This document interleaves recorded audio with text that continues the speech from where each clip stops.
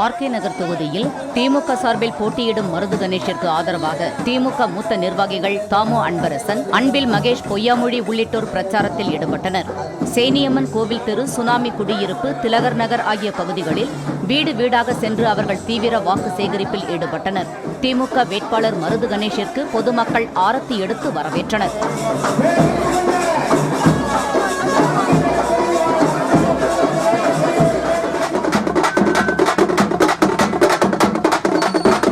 கொருக்குப்பேட்டை, ஆரணிரங்கன் தெரு உள்ளிட்ட இடங்களில் அதிமுக புரட்சித் தலைவி அம்மா கட்சி வேட்பாளர் மதுசூதனன் வாக்கு சேகரித்தார்.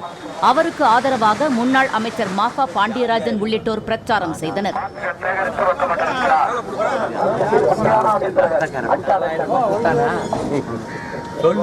எங்களுடைய ஸ்டான்ஸ் எலெக்ஷனை போஸ்ட்போன் பண்ணக்கூடாது, ஆனால் டிடிவி தினகரனை தகுதி இழந்த வேட்பாளராக அனௌன்ஸ் பண்ணணும். இதைத்தான் எங்களுடைய ஸ்டான்ஸ். இதை பொறுத்த வரைக்கும் ஏன்னா இவ்வளவு பணம் கொடுத்திருந்தாலும் மக்கள் ஒரு கொதிநிலையில் இருக்காங்க. அம்மாவின் மரணத்திற்கு பழி தீர்க்கும் தேர்தல் இது. இன்னைக்கு அண்ணன் மதுசூதன் அவர்களுக்கும் அண்ணன் ஓபிஎஸ் அவர்களும் இந்த தொகுதியில மிகப்பெரிய எழுச்சி இருக்கு, விஸ்வரூபம் எடுத்து நிற்கிறோம். அதனாலதான் நாங்க தேர்தலை அதே நாள்ல வைக்கணும்னு சொல்றோம்.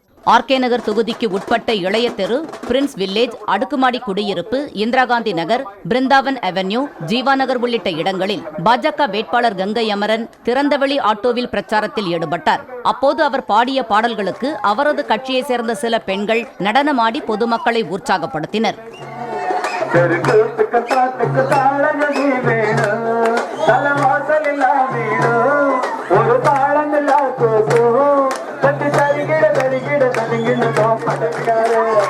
எங்க ஊரு பாட்டுக்கார ஐயா எல்லாத்தையுமே பொட்டுக்கார